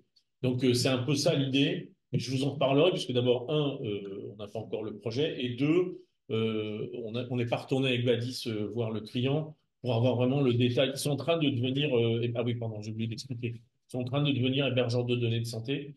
Et donc, toute l'infrastructure est potentiellement utilisable dans un contexte pour nous très intéressant.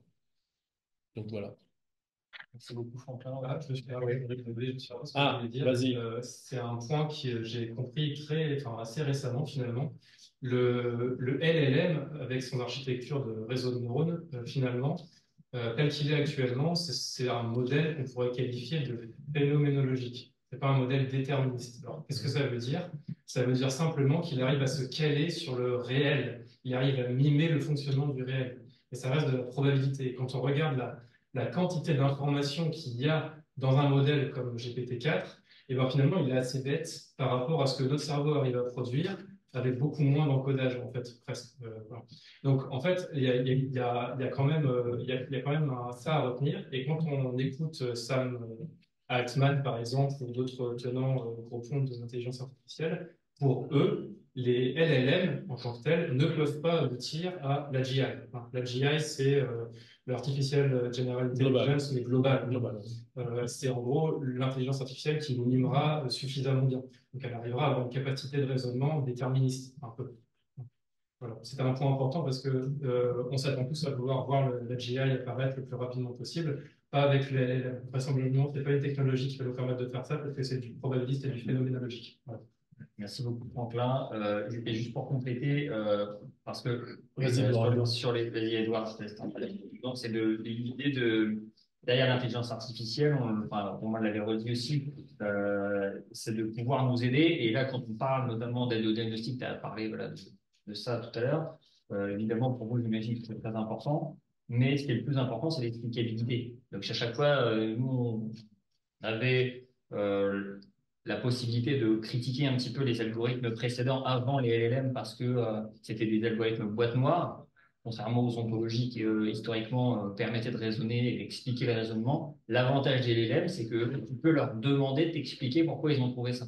Alors après, il va y avoir probablement des biais et en plus, ils pourront, comme tu dis tout à l'heure, tu as dit le terme bullshiter, c'est-à-dire que c'est le revers de la médaille, c'est qu'ils peuvent te dire un truc qui est extrêmement proche, voire meilleur que ce qu'un humain pourrait te dire, mais ils peuvent te dire avec le même aplomb un truc complètement faux, et tu pourrais très bien le croire parce que tu te fais avoir et tu dis, ah oui, ça a l'air vachement convaincant. Et attention, les LLM en soi ne sont pas explicables. Oui, le LLM, non. On demande au LLM d'expliquer comment il a fait, mais ça reste juste un output sur une question. Bien sûr. Oui, ça reste un réseau de neurones avec des couches cachées sur lesquelles, de toute façon, tu n'auras pas la main. Et il y a des nouvelles technologies qui sont en cours d'exploration. Et il y en a une que moi je trouve très, très élégante. Alors, je ne sais pas ce qu'elle vaut, on verra, mais c'est basé sur le Free Energy Principle, Carl Christen, et c'est Verse.ai avec leur nouveau truc qui s'appelle Genius, mais qui n'est pas encore fini, bien sûr. Il a cité tout à l'heure. Ouais. Ok. C'est marrant parce que juste pour citer une étude sur. En fait, c'est un peu Parle un peu plus fort. mais l'étude là où l'élève fait mieux. C'est pour ça et en pratique, j'ai quand même l'impression qu'il y a beaucoup de situations où il n'y a pas de bonne réponse. Il n'y a que des mauvaises réponses, en fait. Tu vois, et en fait, on est obligé de choisir des, des mauvaises situations. Là, c'est des benchmarks qui sont un petit peu blanc-noir. Voilà, donc, en fait, ça marche bien sur des données qui sont très triviales, mais quand même beaucoup de situations dans notre pratique où c'est pas blanc-noir, et surtout aussi également beaucoup de données de situations dans la littérature, où c'est des situations qui sont triviales, parce que par définition, on est obligé d'homogénéiser les données pour qu'on puisse faire des sets dessus. Finalement, la prise en charge spécialisée d'un problème où il n'y a qu'un malade qui va l'avoir, en fait, En gros, pour aller dans ton sens, 20% de ton activité, c'est fondé sur les preuves. 80% de ton activité, elle est non fondée sur les preuves et ça explique pourquoi. Fondé sur les preuves, également, il y a, alors je pense que c'est essentiel, hein, bien sûr, mais après, il y a tout l'objectif de la spécialité de bien connaître la méthodologie de l'article. Et donc, en fait, quand on connaît bien la situation, on se rend compte que certaines situations où il y a des guidelines, finalement, ça repose sur des données qui, les définitions, il y a un énorme problème de définition des pathologies, il y a plein de ça, on a heurté quand même plein de problèmes de définition, peut-être on va en parler. Enfin, bref, voilà. Moi, je vais parler, déjà, merci de m'avoir invité. Je suis un béotien parmi cet aréopage, donc vraiment, ça va être une situation très pratique sur, sur quelque chose qui m'a vraiment marqué avec GPT-4 et une application qui me permettrait d'un gain de temps monstrueux sur euh, un gain de temps important pour les cliniciens. Ah oui, parce que c'était mon truc en fait, qui était encore partagé. On va très rapidement. En fait, pour moi, c'est pour le recueil de données. Le recueil de données, comment ça se passe, par exemple, l'interne qui fait sa thèse, ou le recueil, le recueil de données de l'étude du registre, on a des données de l'activité de routine, elles sont stockées, et puis ensuite, pour extraire ces données, il va falloir sélectionner les malades. Donc réussir à les retrouver parmi la quantité de malades qu'on a traitées. Et puis ensuite, ça nécessite de prédéfinir des variables et ensuite de les extraire depuis les comptes rendus. Et donc ça, pour sélectionner les malades, ça nécessite d'avoir des codages, donc Simili, CCRM pour les vecteurs chirurgicaux, ou alors de manière plus globale, de manière plus pragmatique, des listes individuelles. C'est-à-dire que le chirurgien, il a sa liste de malades, vous voyez, il a opéré tant de, je sais pas, de Lewis Santi, donc il a sa liste de Lewis Santi, mais c'est la sienne, et puis le malade d'à côté, le patient, le chirurgien d'à côté, lui, il n'a pas de liste, donc il y a la moitié des malades qui manquent. Et donc le codage CCRM, par exemple, pour les mecs de chirurgie, bah, c'est bien, mais c'est très imprécis. Par exemple, le codage pour la chirurgie de paroi de l'abdomen, ça va être le même code pour une petite hernie de 1 cm que pour d'énormes éventrations où il y a une plaque, machin, et donc des situations complètement différentes. Et puis ça, c'est quand le clinicien code bien l'acte. Et donc la plupart du temps, c'est codé n'importe comment. Donc difficile de retrouver la maladie. Donc ça, c'est pour la chirurgie. Donc ça marche bien peut-être pour la chirurgie, pour les pathologies qui sont bien codifiées, les interventions qui sont bien stéréotypées. Et ensuite, on a la pathologie d'urgence, par exemple, qui là est complètement, qui n'est pas du tout étudiée, qui est très mal étudiée. Et de mon expérience personnelle, par exemple, pour le codage CCRM, moi, j'ai beaucoup d'activités d'urgence sur mon clinica. Et sur 1400 malades opérés, j'ai 400 laparotomies exploratrices. Donc c'est 400 malades, je n'ai aucune idée de ce que j'ai fait vraiment. En fait. Il y a certains, j'ai rien fait, d'autres, j'ai fait une colectomie, d'autres, bref, flou complet sur ça. Et puis ensuite, extraire les données, donc ça c'est très long, c'est très fastidieux, donc c'est l'intelligence naturelle, donc en fait on va la donner, on peut la rendre dans une case, et puis c'est comme ça. Si jamais on a oublié de prédéfinir une variable, comme je sais pas, le score hasard, machin, merde, on l'a pas rempli, hop, il faut se retaper les 500 dossiers un par un pour aller récupérer la variable qu'on a oublié de. Puis enfin, on en donc ça, c'est comme ça. Toute la médecine basée sur des preuves, il y a quand même plein de trucs, c'est comme ça. Et donc, ça veut dire qu'il y a une lecture, il y a juste un clinicien qui remplit la donnée. C'est extrêmement chronophage, et puis ça nécessite également de l'expérience pour bien remplir les données. Hein. Je pense que la donnée va être bien remplie par un clinicien, va être mieux remplie par un clinicien senior que par l'interne de premier semestre à qui on a donné le travail à faire. Alors ça, c'est vraiment le constat. Ouais, Et donc, il y a plein de rapports. Donc, il y a le rapport de l'Association française de chirurgie sur la pathologie diverticulaire du côlon. Quand j'étais interne, j'ai rempli des dossiers comme ça. J'étais en premier semestre, et il y a plein de trucs, j'avais aucune idée de si c'était bien ou pas. Et donc, donc le rapport de l'Association française de chirurgie, le rapport national, c'est ça. La qualité des données, le point d'interrogation. C'est une question. Alors, il y a une révélation absolument incroyable avec M. Darmody et M. Grosjean, avec EXA. Parce que déjà, ça, c'est incroyable parce que ça permet de sélectionner des malades de manière très efficace, puisqu'on supprime le biais du codage et de l'impression du codage avec des termes de la pratique quotidienne qui n'existent pas dans les codages. Vous connaissez tout ça très bien, je n'ai pas répondre là-dessus. L'énorme avantage également que j'avais vu, c'était que la prédéfinition des variables, c'était quelque chose qui était plus vraiment, qui était nécessaire, mais qui n'était pas très grave, puisque si jamais on est obligé de prédéfinir une variable, eh bien, ça va être très facile de refaire un algorithme pour aller la rechercher. Et donc, on n'aura pas besoin de se taper un par un les 500 dossiers. C'est juste la réflexion sur l'algorithme qui va permettre d'extraire la variable.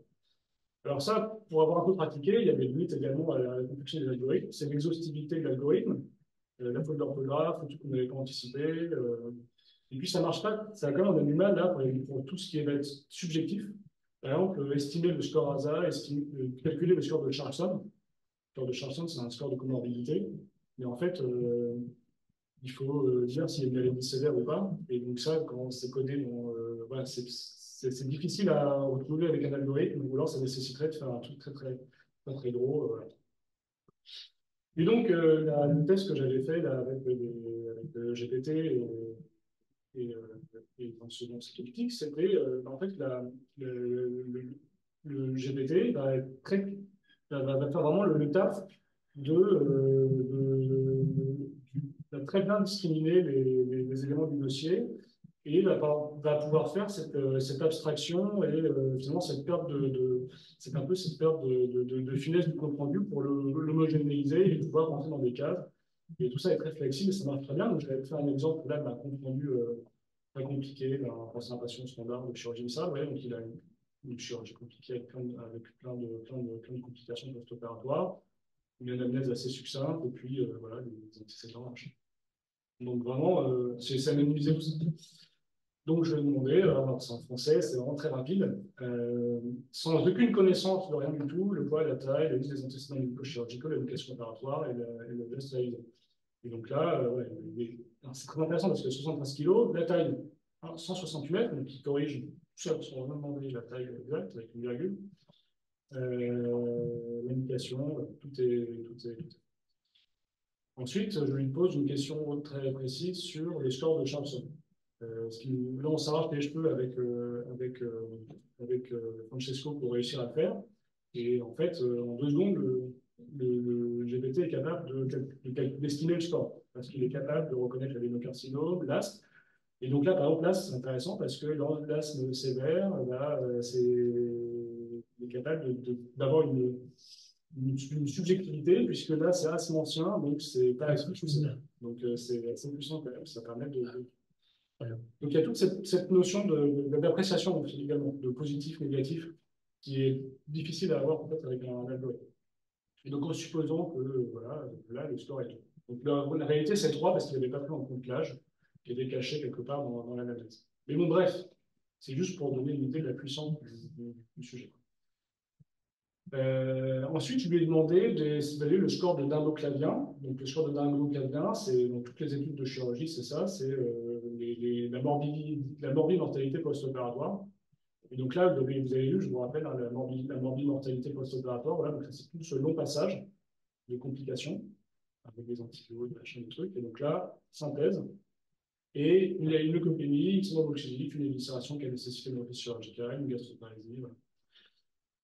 Et en se basant sur ce score, là, il détermine le grade 2 pour la leucopénie. L'éviscération, c'est grade 3B parce que ça nécessite une reprise des os. Voilà. Donc là, tout de suite, quoi, on a la réponse instantanément. Donc, dans le recueil de données rétrospectives, là, on a aujourd'hui, devant nous, en fait, tout incroyable, c'est vrai qu'on a un compte rendu avec des données bien structurées. On le passe à l'INET du LLM avec des questions d'intérêt qu'on veut extraire. Et puis, le logiciel le fait automatiquement. Il y a certains où il va se tromper. En fait, nous, on va faire juste l'étape de validation, et ce qui fait presque une deuxième lecture par compte rendu, ce qui est absolument cool.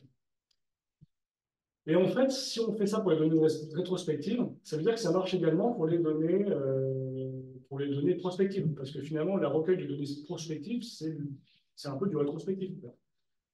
Et en plus, c'est du données rétrospectives, mais avec un double. Alors, je sais pas, on fait le double job. C'est-à-dire qu'on a les données d'activité de routine de nos malades concrètes. Donc, ça suit le programme habituel. Et puis, le recueil prospectif de l'essai randomisé de registre. On doit sélectionner des malades.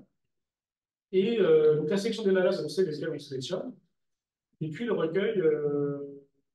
LE, c'est trop. Ouais, je suis en France. Et en fait, les données en routine en fait, sont déjà présentes, donc il faut les re-rentrer. Et puis, il y a la variable d'intérêt qu'on veut extraire, qui n'existait pas dans les données de routine, qu'on va direct. Ensuite, on analyse. Et donc là, ce qui permettrait de faire un gain de temps énorme à tout le monde et peut-être même se passer de l'intervention d'un assistant de recherche clinique, c'est d'avoir en fait un environnement où le clinicien rentrerait, écrirait son compte rendu avec la routine et puis les variables d'intérêt de l'essai prospectif, du registre. Ces données seront validées ensuite par l'ARC ou par un autre clinicien. Et puis, d'un manière parallèle pour le côté administratif, les documents est généré et tout ça, c'est là dans la partie. Et juste, je ne sais pas si vous l'avez vu passer, mais c'est pour donner un exemple sur les soumissions d'articles en ligne. Quand vous soumettez un article, ça prend 3 plombes de remplir Oui, c'est le moins qu'on puisse dire. Ouais. Ouais. Donc, maintenant, ça prend 2 minutes. Je ne sais pas si vous avez vu là avec Wiley. C'est instantané en fait. Vous avez votre manuscrit, vous le déposez, je sais pas, vous l'avez vu ou pas Moi, sur le dernier. C'est exactement ça en fait. C'est-à-dire qu'on a le compte rendu, on met le manuscrit dedans, et tout seul, le truc détecte automatiquement l'abstract, on met l'abstract, les auteurs, le nom, prénom, tac, c'est bien fait, l'affiliation se fait automatique, tout est automatique, on n'a plus besoin, on n'a plus rien à remplir. Il y a juste à valider. Et corriger, mais sur puisque moi j'en ai soumis un Parce que là, en ça fait décembre. 10 ans qu'il doit corriger un papier, je vais le tuer celui-là. Le papier est accepté depuis 3 mois, il n'arrive pas à le finir. J'ai honte. Non, mais ça nous aide à après c'est remplir sympa, la ça. totalité et on n'a plus qu'un seul, on n'a plus à séparer, tous les documents. Donc c'est. Oui, en termes de mise en forme aussi, il y a quelque chose ou pas? Non, mais ça, c'est l'éditeur après. Là, c'est l'éditeur après ça. Mais après, ça, c'est juste sur le. Quand il faut prendre, tu sais, il faut les mettre. Oui. Voilà, les auteurs, les machins, le titre, toutes les métadonnées sont calculées automatiquement. Il faut refaire. C'est des heures passées à. Ouais, c'est pas mal. Donc, et du coup, tu as augmenté tes points SIGAP devant tout le monde? J'essaye d'augmenter les points SIGAP. Celui-là, il est refusé, par exemple. J'ai dû le resoumettre tout à l'heure. Je n'étais pas avec cette plateforme. Ça m'a pris une heure. Donc voilà, juste gain de temps et je pense gain de précision sur beaucoup de choses, éventuellement grâce à ce test-temps. Juste, ouais, je connais rien à tout ça, j'ai juste testé GPT. Non, mais ça a fait le job extrêmement bien sur un dossier. Non, mais là, il faudra qu'on réfléchisse, c'est-à-dire que il faudrait qu'on voit comment on pourrait intégrer ChatGPT au sein d'Edsan, et notamment, alors, parce que l'Isée Romain est important, c'est-à-dire est-ce qu'on peut le faire tourner chez nous ou pas? Et donc, par rapport à ce que j'expliquais, par rapport à entre l'expansion des machines puissantes pour l'instant, c'est au client, parce que peut-être ça ne sera pas au client, mais peu importe. On pourrait imaginer, si tu veux, exactement ce que tu viens de dire. La personne tape son compte rendu, on sort, nous on sait faire ça, tu vois, le poids, la taille, on affecte automatiquement les données, poids, taille, enfin, score de machin, ce qui est mis dans ton compte rendu, on affecte ces données, on vérifie, l'ARC vérifie s'il n'y a pas de couille, parce qu'on est sur ce genre de choses, on est nous, tout seul, sans ChatGPT, on est à plus de 95% de bonnes réponses, mais il y a quand même des erreurs. Donc qu'on voit. Des choses aussi Non, mais là, sur ce que tu as démontré là, on ne sait pas faire. Tu vois, on n'a pas une notion. le Carpson, le machin, ma grand-mère, on ne sait pas faire du tout. Quoi. Et sur les notions également, j'avais été impressionné sur la. Très intéressant. Mais je fais les deux. Sur ce qui va être dans les antécédents, ce qui va être dans l'anamnèse. Ouais.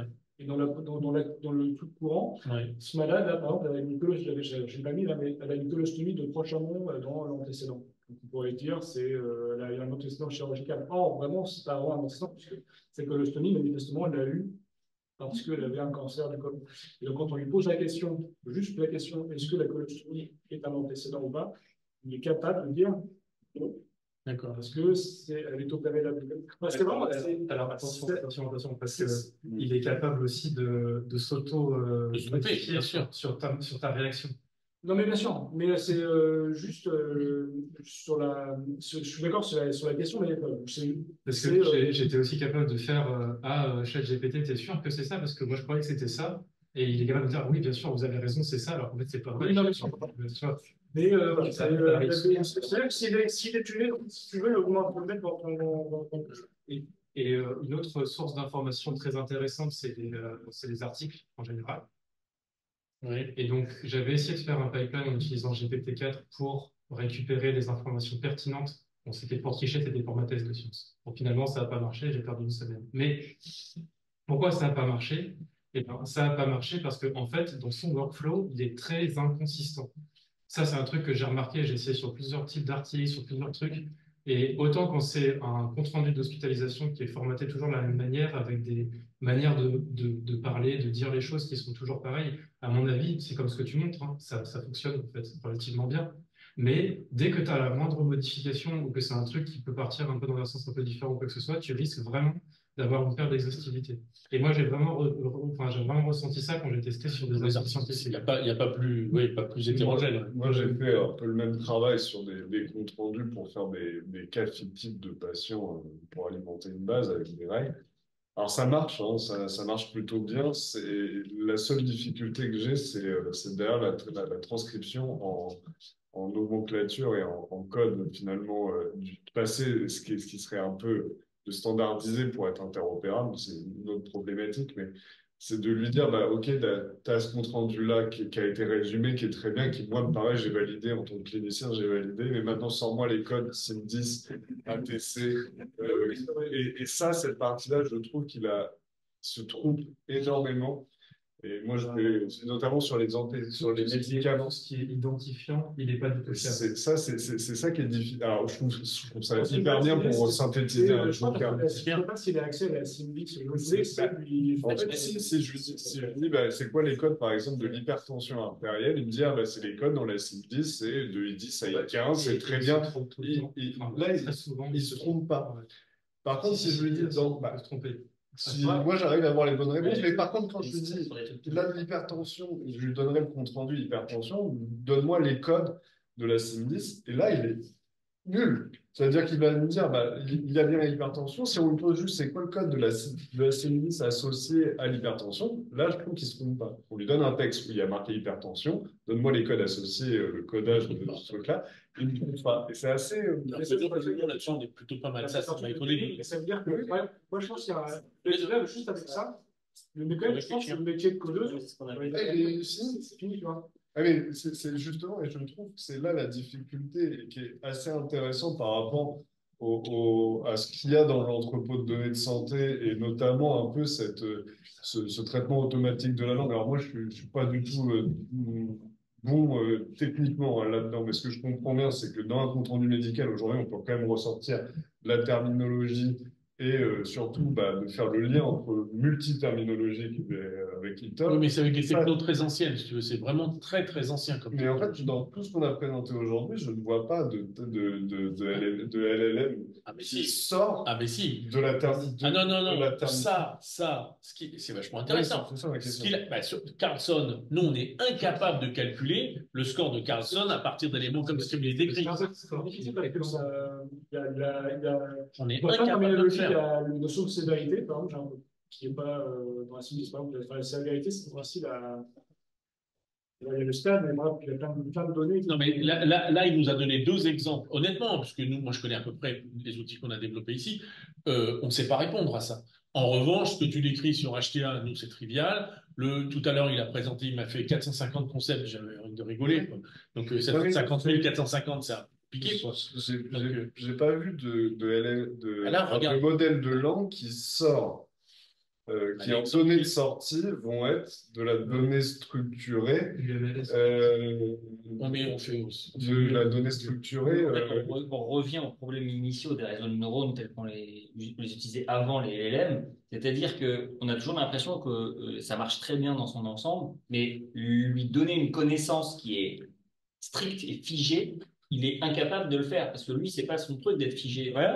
C'est de mettre des il l'a expliqué. Il a très clairement les deux. Et c'est ça la difficulté, c'est que pour moi, le futur, c'est des choses comme ça qui sont peut-être meilleures pour la compréhension globale d'un texte, d'aller chercher des éléments, etc. Mais par contre, si tu as besoin d'étiqueter ou de dire, attention, il y a une règle qui dit que, voilà, je sais pas, l'IVG, c'est impossible pour un homme, bah, en fait, il faut absolument que ça soit. Non, mais il faut, tu vois, c'est des exemples comme ça, mais il faut absolument qu'à un moment donné, il y ait des règles qui le respectent. Et c'est comme le codage Indis, le codage pour le PMSI. Il y a des gens qui utilisaient du réseau de neurones parce que, enfin, on a une énorme base de données PMSI depuis des années partout en France. Donc tu dis, en supervisé, ça doit très très bien marcher. Ça marche bien, sauf que les règles, elles sont pas les mêmes partout, etc.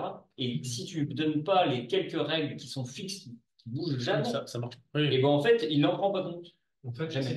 si tu veux essayer d'amener un LLM à avoir des règles rigides, Ouais. tu as deux solutions. Ou bien tu crées un prompt, un peu comme les custom instructions que OpenAI propose pour GPT-3.5 ou GPT-4.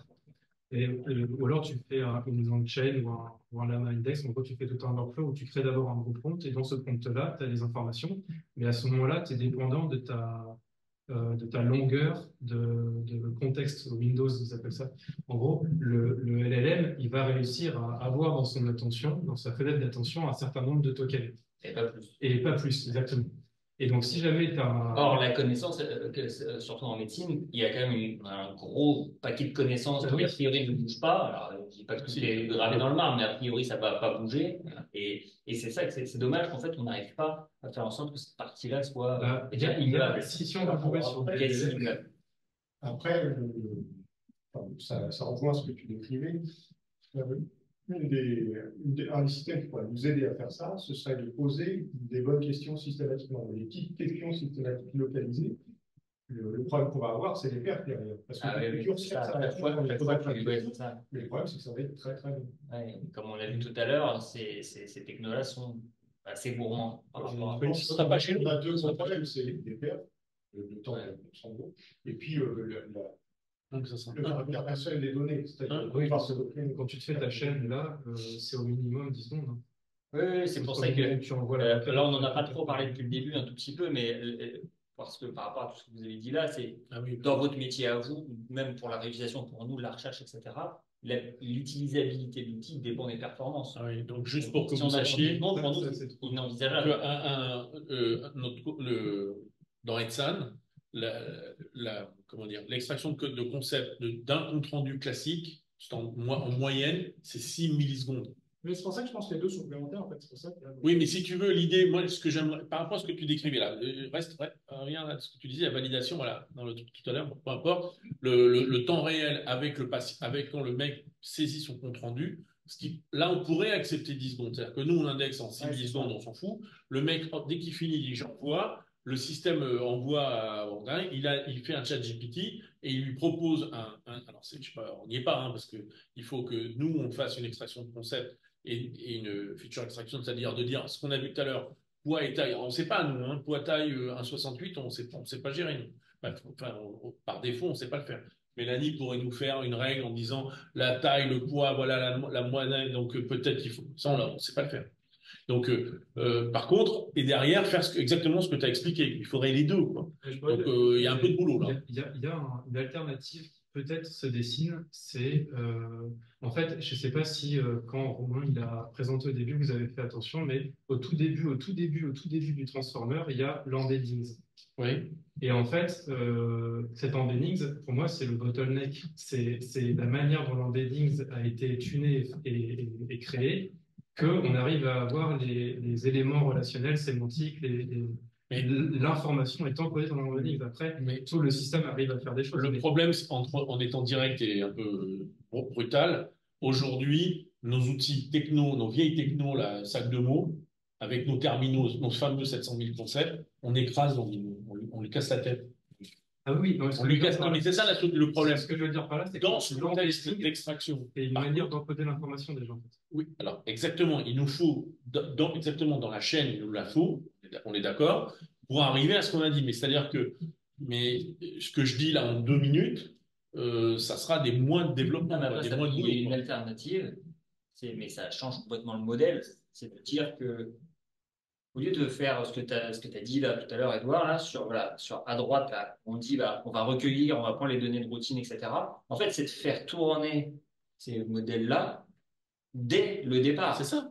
Non, mais dès que vous allez dicter votre compte rendu, et que vous allez le dans le système, il faut que ça soit stocké tel quel dans le système d'information. Exactement. Et c'est là où il faut les données on est prêt à faire ces 10 secondes, même si c'est 10 secondes, si c'est 20 secondes, c'est pas très grave. Ça. C'est un détail.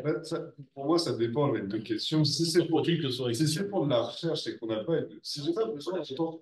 Non, mais En tant que clinicien, ça dépend de l'urgence. Je vois, enfin, moi, je fais de la pharmacie clinique, il n'y a pas d'urgence hein, sur la révision thérapeutique. Donc, si le logiciel me donne 3 jours, la seule urgence, c'est que le patient soit sorti de l'hôpital. Donc, il ne va pas m'aider. Euh, j'ai pas ce besoin-là d'information directement. Non plus. Non, mais c'est pas, on parle pas de ça, on parle vraiment Non, mais lui, c'est réutilisabilité des données, il l'a très bien décrit. C'est pas une sorte de double job. Ouais. En fait, que là, tu vois, quand t'as là, enfin, je sais pas, vous voyez comment c'est à quoi ça ressemble les CRF, c'est l'enfer. Alors, il y a des alternatives, RedCap, machin, mais ça n'empêche que déjà, c'est un double job. Et là, dans le service, Jean-Vincent, tout ça, on fait une base de données parallèle où on doit, à la fin du staff, en plus remplir des données. Et donc ça, c'est un peu le bon vouloir du mec qui le fait. Et donc, il y aura forcément la moitié des données qui vont être non, mais là, pour le coup, il y a des outils là aujourd'hui. Edson Co, je sais pas si tu as vu. Il n'a pas vu ça. Il est au courant. Donc, ça, c'est des choses qu'on va pouvoir te fournir déjà. C'est-à-dire, à partir du compte rendu, mais on extrait les concepts. C'est pas concepts. suffisant. Pourquoi? Parce que Bah, si, en fait, ça va l'aider énormément. Ils se rendent compte eux-mêmes que, en fait, ils ne saisissent pas assez d'informations, en fait. Ah ouais. Parce qu'en fait, il faudrait que le système, il challenge le médecin en disant, OK, ah bah, c'est la faiblesse du CRF. C'est un problème là-haut, quoi. Donc, ça, on n'y peut rien. Non, mais tout l'instant, tu viens chez nous, là, c'est la tu te capsuloïdes et tu vois, tu vas être très bon. parce qu'on a des contraintes. Viens passer des mois chez nous, viens. Partir en gloss, parce que machin, ça fait. Non, mais je te rappelle que ma mère m'a dit, mais c'est il est plus grand dans ton service que toi. On disait que on met la caméra, on met le micro dans le bloc, tu analyses les images, tu analyses le son, le truc, il te fait ton rendu. C'est Quentin qui t'oblige. C'est Quentin qui t'oblige. C'est pas une bonne idée. Je pense qu'on a largement. Ouais, passé. Merci beaucoup. Super. Aux trois orateurs. Une partie d'éducation. Ça, c'est un truc que j'ai eu l'idée ce matin. Et vous savez, à l'ECN, on n'écrit plus c'est fini les façons rédactionnelles. Et c'est fini parce que ça fait chier les correcteurs de corriger les données. Exact. Bah, tu sais pourquoi? Tu as été au Novotel? Non, tu n'es pas encore ici. Tu seras PUPH, tu le tireras. Donc, ça, c'est bien. Donc, maintenant, on a des QC, machin, c'est super parce que les examinateurs sont tranquilles. Mais qu'est-ce qui nous empêche maintenant de refaire des questions de alors, oui, pourquoi pas. Et c'est le NLM qui les corrige. Alors, donc, juste pour rappel, pour rappel, vos présentations seront découpées, Coralie va reprendre tout ça et elles seront mises en ligne dans notre séminaire Sanurne, enfin pas notre séminaire, pardon, dans nos cours sonorisés. Donc ils seront disponibles. La stratégie de nos cours sonorisés, c'est que de nos cours de Sanurne, c'est disponible en données pédagogiques ouvertes. Donc, si vous êtes d'accord, vos cours seront, y compris les teubés, les machins. Peut-être on va le cacher celui-là, parce que quand même t'es pas politiquement très correct. Il a dit que des conneries celui-là. Mais il veut être nommé celui-là, il ne pourra jamais être nommé. On parle pas d'un pessimisme, on parle d'un réalisme. Enfin bon, moi il fait ce qu'il veut. Edouard est beaucoup plus politiquement correct. Il va être nommé 15 ans avant le. Ah ben, c'est fait, non, pas mieux. Politiquement correct. Il y en a un politiquement. Et l'autre, on dirait mon fils, quoi. C'est plus mal. On s'adapte à nous. Pas mal. Merci à tous. Le mois prochain, on partira sur les enjeux de données de santé. Et le séminaire senior les 26-27 mars. Et